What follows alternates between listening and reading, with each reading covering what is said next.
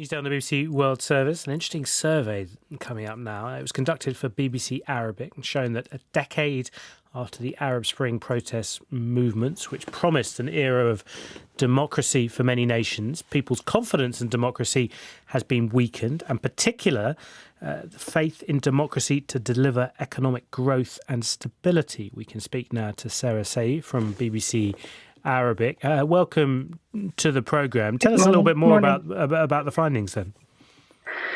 Yeah, so the most striking findings to come out of the data is that there has been a regional shift in views on democracy across the region since the last major survey, face-to-face survey that was conducted in 2018-19.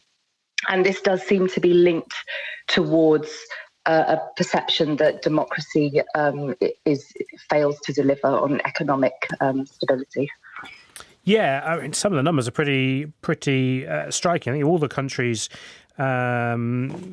mentioned, pretty much all of them felt a large increase in the numbers, thinking that the economy is weak under a democracy. 75% almost in Iraq holding that view. What's interesting, of course, is that many of these countries are not democracies.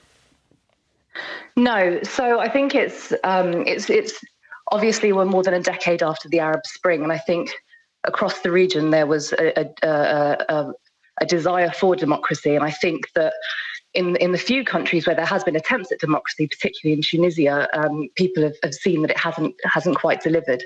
And I think the survey asked everyone whether they had a functioning democracy or not, whether they still had faith in it as a system, and that's gone down. However, having said that, I think it's important to also mention that when it was asked whether it was preferred over any other system, it was still seen as the best of a bad lot. But I think there's just general growing scepticism in its ability to be able to deliver on particularly economic stability, and also security as well was another one that came up. Yeah, and also large numbers of people in the countries surveyed expressing a preference for strong leaders, someone who can, if necessary, bend the rules to get things done. Yeah, that came up. So in the majority of countries surveyed, a majority of people said that. Particularly Iraq, 87% agreed with that statement. So this country needs a leader who can bend the rules to get things done. Tunisia came in at 81%. And obviously we're seeing shifts towards that in Tunisia at the moment as well. And Lebanon also 73% said that they would support a leader that could bend the rules as long as they could get things done. This is an area of the world, obviously, you cover closely. Were there things in the survey that really surprised you? Yeah, so the survey it covered a lot of other issues.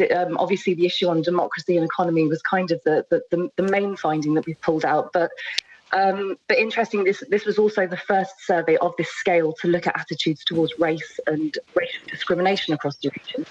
And generally, there is widespread acknowledgement that racial discrimination is a problem in the region. But what was particularly interesting was that while this was kind of broadly acknowledged across the region, in Egypt in particular, the results were completely the opposite. So 80% of Egyptians don't believe that racial discrimination is a problem. So that's definitely something that we've been looking into, and there will be things coming out on that as well in the coming days. Very interesting indeed. Sarah Saey from BBC Arabic.